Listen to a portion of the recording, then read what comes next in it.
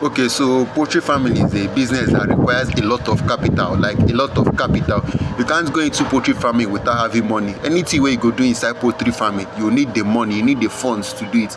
Everything costs, everything from the feeders to the drinkers to the feed you are going to buy, even the water.